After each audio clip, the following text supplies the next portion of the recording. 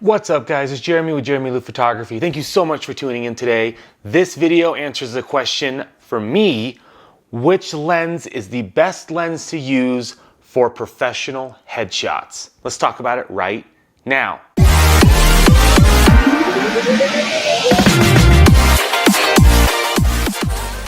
What's going on guys? Welcome back to the channel. I'm Jeramie with Jeramie Photography. If you guys are new to the channel, please consider subscribing. If this video helps you out in any way, give it a thumbs up. And then click that bell for notifications. It just tells you every time I come on. So guys, I get this question quite a bit, and I think about it quite a bit because I have about 8 lenses in my bag in my kit at all times. Every time I go to a shoot, I always try to evaluate which lens is the best for the situation that I'm shooting. I am a commercial photographer as well as a wedding and portrait photographer, so I focus a lot on people. With that being said, every lens does not fit every person in every situation. So this video is specifically on headshots. If you guys want any more specifics on any of their lenses, let me know. I'm happy to answer questions.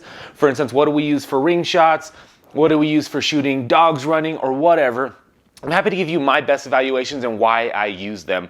So I'm gonna go from least to best on this, but what I want you guys to know is that not every lens does what, not every lens focal length just means that it's the focal length.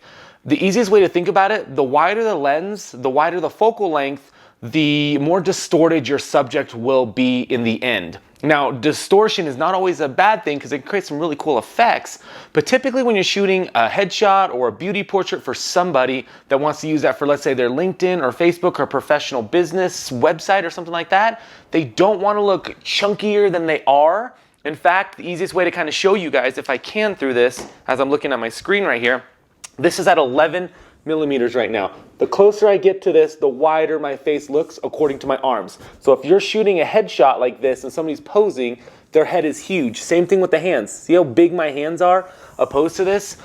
So the easiest way to kind of tell you guys what to choose, I would say take the longest length lens that you have, and that's gonna be your portrait shot. Now, I shoot in studio a lot for headshots, so I'm usually shooting at the f5 to f7 point something, 8, 9. I'm shooting pretty middle aperture, so pretty closed, just in the middle. And what I want to do is try to get everything in focused.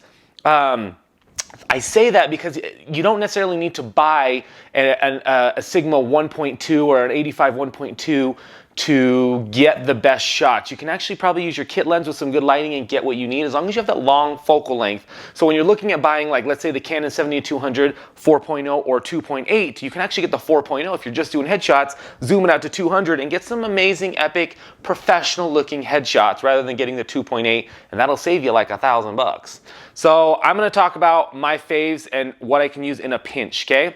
So the first fave that I have is right here. It's my Sigma 135 f1.8.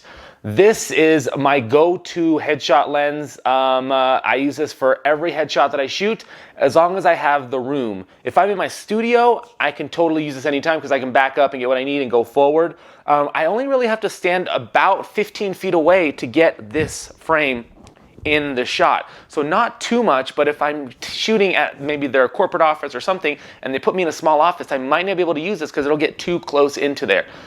This lens is freaking amazing. It's far, so what it means is on the anti-distortion level, instead of making your face super chunky, like when your face gets really close, like my hand, I'm farther away, so it actually slims out my face a little bit. This is super slimming and amazing. So when somebody says, make sure that you use your slimming lens or you know, what crap like that they say, this is technically what it is. I have this lens on my camera, I'm shooting, I point it down just a little, focus on the eye, tack sharp, love it. This is a Sigma 135 1.8. I have it for the Canon mount, and I have a little adapter that goes onto my Sony, so I shoot with Sony. Second lens, and I actually use this for quite a bit of time in the studio, is the 85 1.8 Sigma. So we have the 135 and 85. This is my, not my second longest length. It's kind of in the middle. This is what I actually love for shooting guys because it gives us a little distortion, kind of widens out the face just a touch, but still gives us a slimming effect on the face. Tack sharp on the eye. I love this. In fact, these two lenses are very, very similar to me when I'm shooting. The only real choice on what I'm using is how much room I have to move. If I'm shooting outside in a portrait and I can go really far away, I'm using the 135 and I'm walking forward and back. If I'm in studio or in a place that I don't know, or a smaller studio, or maybe I'm shooting an event or something where it's kind of crammed, but I still want that long focal length and really cool bokeh in the back, then I'm using the 85. So these two are very similar to me, and I love these.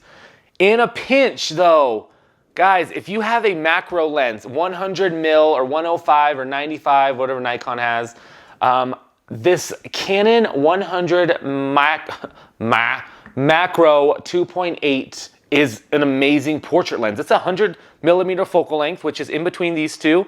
It just does macro as well. It's a little noisier, a little slower, but if I'm shooting headshots and I need something like this, or say I'm shooting ring shots or detail shots and somebody needs me to do a headshot real quick, I can actually turn and get a great headshot with this. So if you're looking on budget lenses or what lenses to use for most stuff, this might be the route to go, because you can do your macro, your ring shots, your detail shots, as well as really close headshots throughout a day, especially if you're just shooting weddings, and then maybe you have to shoot a few portraits. If you're not a headshot photographer, you may not need to invest in the headshots or in the long length. I will say the number one lens that I see out there is a 70-200, which is a beautiful and amazing lens. I personally don't use it anymore because I never used it. It just sat in my bag and it was probably the most expensive lens that I have. I have not regretted selling that and upgrading to the Canon or the Sigma 135. I love this thing. This is freaking money right here. The bokeh is amazing. And I know Sigma just released a 105 or 120, something in between. I can't remember. But hopefully that helps, guys. This can work in the studio, and the same structure works in natural light as well. If you guys are shooting more of your headshots in natural light, then I would invest in the more open aperture, so the f1.8, 1.4, 1.2, to create a really cool bokeh in the background. In studio, doesn't really matter. In studio, we're shooting at f4 to f8, so it doesn't really matter. Anyways, hopefully that helps. Comment below. Let me know what you guys think. I'm going to show you guys a few headshots right now at the end, and I will talk to you guys later. Bye.